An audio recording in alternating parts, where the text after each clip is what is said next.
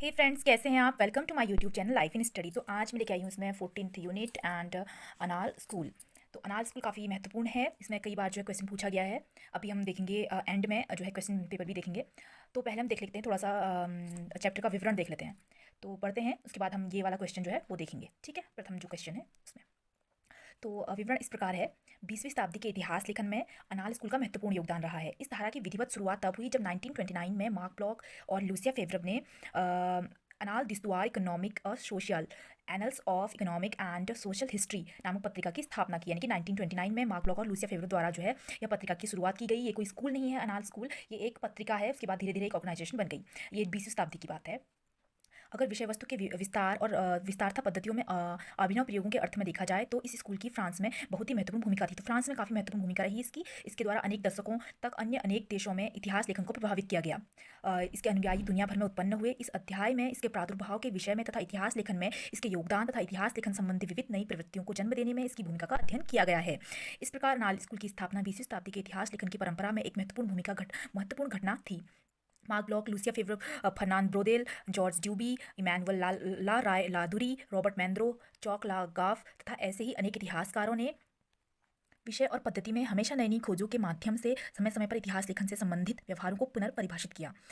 इस स्कूल के इतिहासकारों द्वारा आर्थिक संरचना का इतिहास, दीर्घकालीन विकास का इतिहास, मनोवृत्ति का इतिहास, लघु इतिहास तथा सांस्कृतिक इतिहास जैसे सभी क्षेत्रों में महत्वपूर्ण योगदान किया गया। यानी कि जो इतिहासकारों द्वारा है आर्थिक संरचना का इतिहास, प्रथम तो दीर्घकालीन विकास का इतिहास, मनोवृत्ति का इतिहास, लघु इतिहास और सांस्कृतिक इतिहास जैसे सभी क्षेत्रों में जो है इसका महत्वपूर्ण योगदान किया गया है। उसके बाद क्वेश्चन है इसमें, उन संदर्भों का उल्लेख करें जिन्होंने अनाल स्कूल की स्थापना की। दो मित्र थे जो युवा इतिहासकार थे तथा फ्रांस के विद्वत जगत स्ट्रॉसबर्ग में कहीं एक कोने में निवास कर रहे थे। यानी कि स्ट्रॉसबर्ग में जो है इनका निवास स्थान था। इतिहास पर हुए प्रहार से बहुत बेचैन हो गए। मार्क ब्लॉक था लूसिया फेवरब के द्वारा जिस प्रकार का इतिहास पढ़ा गया था तथा जिस प्रकार इतिहास पढ़ने के लिए उन्हें मजबूर किया जाता था, इससे बहुत ही अप्रसन्न थे। नए नए विषयों से अपेक्षाकृत जो अंतर्दृष्टि प्राप्त हो सकती थी उनके प्रति वे बहुत संवेदनशील थे। उन्होंने ऑब्जर्व किया या फिर उन्होंने अनुभव किया कि जो हम इतिहास पढ़े इससे बेटर इतिहास पढ़ा जा सकता है और यह इतिहास में ज़बरदस्ती पढ़ाया जा रहा है, इससे और भी बेटर जो है इतिहास हो सकता है। तो उन्होंने यह अनुभव किया। उन्हें इस बात से असंतुष्टि थी कि जिन विषयों को वे एक दूसरे के घनिष्ठ होना चाहिए था वे एक दूसरे के शत्रु बने हुए हैं। तो उस टाइम पे जैसे अभी सोशल स्टडी है तो सभी अलग अलग, ये हिस्ट्री एक अलग सब्जेक्ट था, इकोनॉमिक एक अलग सब्जेक्ट था। अभी तो सब एक ही में हम पढ़ सकते हैं उनको। अभी जैसे हम देखते हैं हमारे सब्जेक्ट्स का चुनाव, उसमें आंदोलन भी एक जगह पे एक पार्ट होता है और हिस्टोग्राफी भी एक पार्ट होता है। तो इस तरीके से ही कह सकते हैं। तो तभी उन्होंने बोला कि जो सब्जेक्ट एक दूसरे के घनिष्ठ होने चाहिए थे वो एक दूसरे के शत्रु बने हुए था। उन्होंने अपने चारों तरफ एक दीवार खड़ी कर ली है। उनके द्वारा जनवरी 1929 में एक नई पत्रिका अनाल दिस्तुआर इकोनॉमिक और सोशल का प्रकाशन शुरू किया गया। शुरू में इस पत्रिका के द्वारा समकालीन विषयों से जुड़े हुए मुद्दों पर अपना ध्यान केंद्रित किया गया, जिससे उत्पन्न हुए संकटों की जड़ों तक पहुंचने में मदद मिले तथा उन्हें समझा जा सके। कुछ समय के बाद इसने बड़ी तेजी से मध्यकालीन और प्रारंभिक आधुनिक इतिहास को, जो मार्क ब्लॉक था लूसिया फेवरब के विषय थे, पर अपना ध्यान केंद्रित किया। इन दोनों संपादकों के द्वारा पत्रिका के प्रवेशांक में लिखे गए संक्षिप्त संपादकीय में अत्यंत प्रभावकारी रूप से इसकी आवश्यकता पर बल दिया गया। भले ही कोई व्यक्ति अपने खुद के विषय के साथ गंभीरता से क्यों न जुड़ा हो, इसमें कोई संदेह नहीं कि अगर कोई व्यक्ति अपने खुद की विशेषता में डूबा हुआ मेहनत के साथ अपने हिस्से के साथ अपने खेत की जुताई कर रहा हो तथा इसके साथ ही अपने पड़ोसी को समझने का प्रयास करे तो ये बहुत अच्छा होगा। लेकिन समस्या तब उत्पन्न होती है जब एक दूसरे से अलग करने वाली दीवारें प्राय इतनी ऊंची उठा दी जाती हैं कि हम एक दूसरे को देखने से भी वंचित हो जाते हैं। फिर भी तथ्यों की पद्धति और व्याख्या, संस्कृति की अंतर्दृष्टि तथा सहज अनुभूति की दिशा से में जो प्रगति संभव है वह इन विभिन्न समूहों के बीच बौद्धिक अंतर्क्रिया के माध्यम से ही कुछ नए बीजारोपण कर सकती है। आर्थिक इतिहास का भविष्य इसी पर निर्भर करता है। तथ्यों की सही जानकारी भी इसी पर निर्भर होती है, जो आने वाले काल में समग्र इतिहास का रूप प्राप्त कर सकेगी। तो यहाँ पे एक विषय को लेके कहा जा सकता है कि जिस तरह से एक जो है अन्य पड़ोसी मेहनत से काम कर रहा है और दोनों एक दूसरे की मेहनत को समझ सकते हैं, बट एक दीवार जो है ऊंची उठा दी जाती है जो तो ना तो मेहनत को समझने के अलावा ना तो एक दूसरे को देख सकते हैं। समग्र इतिहास वह वस्तु थी जिसे आंशिक इतिहास के स्थान पर अनाल निर्मित करना चाहता था। उनके अनुसार यही सच्चा इतिहास होगा। यहाँ सच्चे इतिहास को झूठे इतिहास के स्थान पर नहीं खड़ा किया जा रहा था, बल्कि आंशिक इतिहास के बरक्स इतिहास के स्वरूप के एक रूप में प्रस्तुत किया जा रहा था। इस विषय के क्षेत्र को समग्र इतिहास तथा सच्चा इतिहास के द्वारा विस्तार प्रदान किया जा रहा था। अतीत का कोई भी हिस्सा तथा कोई भी पहलू इसके अध्ययन क्षेत्र से बाहर नहीं था। इस प्रकार अन्य विषयों की चुनौती का मुकाबला करने तथा इन विषयों की अंतर्दृष्टि को अपने में समाहित करने की गुंजाइश पैदा की गई। इसके परिणाम स्वरूप इतिहासकारों के अन्वेषण के लिए नए नए विषयों के द्वार खुल गए। खुद मार्क ब्लॉक के द्वारा 2 खंडों में लिखी अपनी पुस्तक द फ्यूडल सोसाइटीज, जो कि 1936 में लिखी गई थी, सामंतवाद के अध्ययन के संदर्भ में सभी पहलुओं पर ध्यान देकर अध्ययन का समग्र और विशाल ढांचा तैयार किया गया।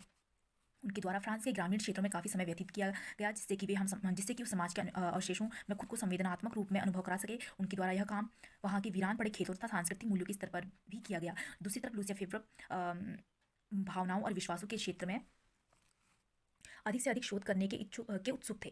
अपनी पुस्तक the problem of unbelief in the 16th century the religion of Rabelais 1942 में उन्होंने फ्रांसुआ रेबेला नामक एक केंद्रीय चरित्र को लिया जो ईसाई धर्म का कटु आलोचक था तथा जिसमें उसकी आस्था नहीं थी। 16वीं शताब्दी के संदर्भ में चरित्र इसके विविध पहलुओं में धर्म का अध्ययन करने के लिए फेब्रक का प्रस्थान बिंदु था। नई नई क्षेत्रों में इतिहास के सरोकारों के विषय में उनके बहुप्रशंसित लेख sensibility and history, how to reconstitute the emotional life of the past एक उल्लेखनीय काम था। इसमें कोई संदेह नहीं कि इसकी शुरुआत इस अवधारणा से होती है जिसमें माना गया है कि संवेदना और इतिहास एक नया विषय है, और मैंने ऐसी कोई पुस्तक नहीं देखी जिसमें इस विषय पर विस्तार से चर्चा की गई हो। मैंने यह भी नहीं देखा कि जिन अनेक समस्याओं पर इसमें चर्चा की गई उनमें से किसी पर भी और कहीं कोई विचार किया गया हो, और फिर असहाय इतिहासकार को क्षमा करें जो कलाकार की सीख को स्वर प्रदान कर रहा हो और फिर भी कह रहा हो कि उसने कितना शानदार विषय का चुनाव किया। एक अर्थ में इस लेख के द्वारा जिस धारा की शुरुआत की गई हम बड़े पैमाने पर अनार के इतिहासकारों में पाते हैं कि इसका सरोकार मानसिकताओं के इतिहास से था।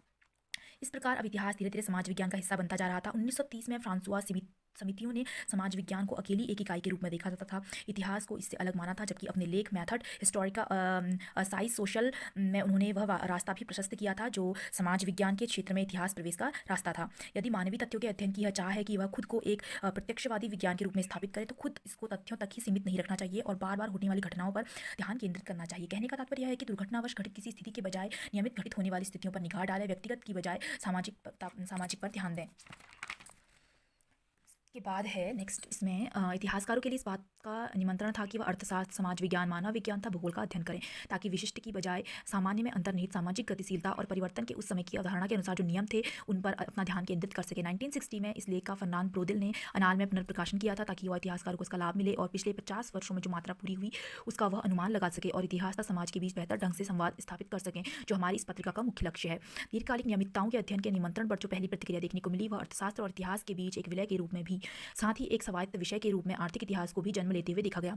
अर्नेस्ट लेब्रास की कृति the crisis of the French economy at the end of the ancien regime and the beginning of the revolution 1944 तथा बर्नार्ड ब्रोदेल की कृति the Mediterranean and the Mediterranean world in the age of Philip two 1942 दोनों में इतिहास की ऐसी दीर्घकालिक प्रवृत्तियों को ढूंढने का प्रयास किया गया जो आर्थिक और सामाजिक परिवर्तन को समझने और एक हद तक उसके विषय का अनुमान लगाने में मदद कर सके। लेब्रास का निष्कर्ष था कि औद्योगिक अर्थतंत्र के विपरीत जहां जरूरत से ज़्यादा उत्पादन आर्थिक संकट को जन्म देता है, कृषि के क्षेत्र में अनाज की जरूरत से कम उत्पादन संकट भी ऐसी स्थिति पैदा करता है जिसका प्रभाव अर्थतंत्र और समाज के अन्य क्षेत्रों पर पड़ता है। दूसरे ब्रोदेल ने भूमध्य सागर के क्षेत्र के आसपास परिस्थिति में होने वाली बहुत ही धीमे परिवर्तनों का तथा अंतर महाद्वीपीय व्यवहार पर पड़ने वाले दूरगामी प्रमुख का अध्ययन किया था। ब्रोदेल की दिलचस्पी इन विषयों में बहुत ही सीमित थी, जबकि अपनी बाकी कृतियों के माध्यम से इन विषयों की सीमाओं का उनके द्वारा हमेशा विस्तार किया गया।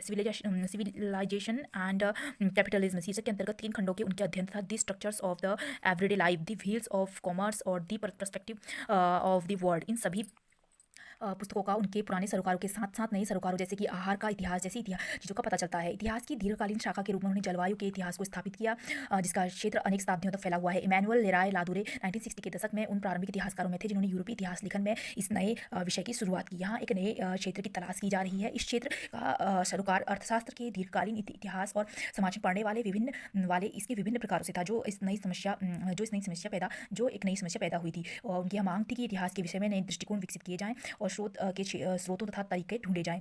आर्थिक परिवर्तनों को सामान्य अनुभव पर नहीं छोड़ा जा सकता था, उनका मात्रात्मक आंकड़ों पर आधारित होना आवश्यक था। 1960 के दशक की यह एक नई अवधारणा थी जिसे कंप्यूटरों के आगमन से और भी मजबूती मिली। स्रोत के संबंध में भी फुस्तेल दा कुलान के इस विचार पर भी कि इतिहास का लेखन विभिन्न पाठों के इस्तेमाल के माध्यम से हुआ है। लूसिया फेब्रे ने एक विभिन्न संदर्भ में प्रतिक्रिया व्यक्त की और कि निश्चित ही पाठों के अध्ययन से, लेकिन हर तरह के पाठों के माध्यम से और केवल पाठों के माध्यम से ही जो है नहीं था। सामंती व्यवस्था भी कार्य पद्धति को गहराई से समझने के लिए और किसी मानव विज्ञानी की तरह एक अंतर्दृष्टि प्राप्त करने के लिए मार्गलॉग फ्रांस के ग्रामीण क्षेत्रों में निवास कर रहे थे। मार्गलॉग फ्रांस के ग्रामीण क्षेत्रों में निवास कर रहे थे और अब जैसा कि पहले बताया जो लूसिया फेब्रे थे वो भी जो है लोग हैं उनकी संवेदनाओं से, उनकी भावनाओं से, विश्वासों से जुड़ना चाहते थे। उसके बाद इसमें आता है इतिहासकारों के पूर्वाग्रह की आलोचना को फर्नांड ब्रोदेल ने घटनाओं के प्रति गंभीरतापूर्वक लिया था और इस पर अपनी राय व्यक्त की थी। उनके व्यक्तिगत अध्ययनों ने तत्कालिकता से उन्हें बहुत दूर ले गया था, इसलिए उनके भीतर यह क्षमता उत्पन्न हो गई थी कि विभिन्न समस्यामूलक संदर्भों में ऐतिहासिक समय की विभिन्न लयबद्धता की वह कल्पना कर सके और एक महत्वपूर्ण लेख history and the social sciences the longue duree 1958 में ब्रॉदेल ने 3 बातों पर बल दिया। दीर्घकालिकता या संरचना में जो इतनी धीमी गति से आगे बढ़ती है, जिस प्रकार परिस्थिति की संरचना और सामाजिक तथा आर्थिक प्रणाली मसलन पूंजीवाद के इतिहास लेखन में वृद्धि होती है। दूसरे, चीन का संबंध संयोगों से था, जो माध्यम स्तर के परिवर्तन की मापने की पद्धति प्रदान करता है। और तीसरी बात का संबंध घटनाओं से है, जो तत्कालीन रूप में होती हैं। तो यहाँ पे इस जो है प्रश्न का जो है उत्तर यहाँ पे समाप्त होता है यहाँ पे। ओके फ्रेंड्स, तो अब हम देखते हैं क्वेश्चन पेपर देख लेते हैं थोड़ा सा। एक मिनट। फर्स्टली मैं ये वाला लिया है मैंने जून 2017। तो 2017 में यहाँ पे थर्ड में देखिए, भाग 1 में थर्ड में इतिहास लेखन की अनालवादी परंपरा के उदय की सामाजिक और बौद्धिक पृष्ठभूमि क्या थी, इसके योगदान की चर्चा कीजिए। तो यहाँ पे अनालवादी परंपरा की उदय की सामाजिक और बौद्धिक पृष्ठभूमि की जो है पूछी है, और इसका क्या योगदान था वो भी बताना है। और उसका नेक्स्ट है, हम देखेंगे नेक्स्ट उसमें जून का देखेंगे 2018 जून का। ये रहा जून 2018। तो इसमें हम देखेंगे कि इसमें जो है ये है 5th क्वेश्चन है जून 2018 का। इतिहास लेखन के अनाल स्कूल से जुड़े इतिहासकारों और उनके कार्यों की चर्चा कीजिए। इसमें जो अनाल स्कूल से जुड़े इतिहासकार जो आपको बताए गए भी कि बहुत सारे इतिहासकार थे, जैसे mark lock, Lucifer, John Locke, ये फर्नांड ब्रोदेल, ये सारे ही जो इतिहासकार हैं, इनके क्या क्या कार्य थे उनकी चर्चा करनी है, वो भी अनाल स्कूल के द्वारा जो जुड़े हुए थे। ठीक है फ्रेंड्स, उसके बाद जो है इसी में है 2018 देखा। उसके बाद है जून 2019। इसमें है अनाल स्कूल के संस्थापक कौन थे, 2 मित्र थे जो उनके द्वारा स्थापना की गई थी एक पत्रिका की प्रथम। और उसके बाद इसमें क्वेश्चन है उनके लेखन की विवेचना कीजिए, साथ उनके लेखन की भी विवेचना करनी है। फिर नेक्स्ट है जून 2020। जून 2020 में है हमारा, कहाँ पे है ये क्वेश्चन, हाँ ये भी 5th है। इतिहास लेखन के अनाल स्कूल का संस्थापक किसे माना जाता है, और उनके लेखन की चर्चा कीजिए। तो सेम जो है जून 19 और 20 में सेम क्वेश्चन आया हुआ है। तो ये देखिए फ्रेंड्स, यहाँ पे जो है MHI 3 की क्वेश्चन है। इस प्रकार से 14th चैप्टर हमारा कंप्लीट हो गया। फिर नेक्स्ट मिलेंगे फ्रेंड्स नेक्स्ट चैप्टर में। तो फ्रेंड्स अभी के लिए थैंक यू, और वीडियो काफ़ी लंबी हो गई है। Thank you so much for watching my channel, and please subscribe, like and share.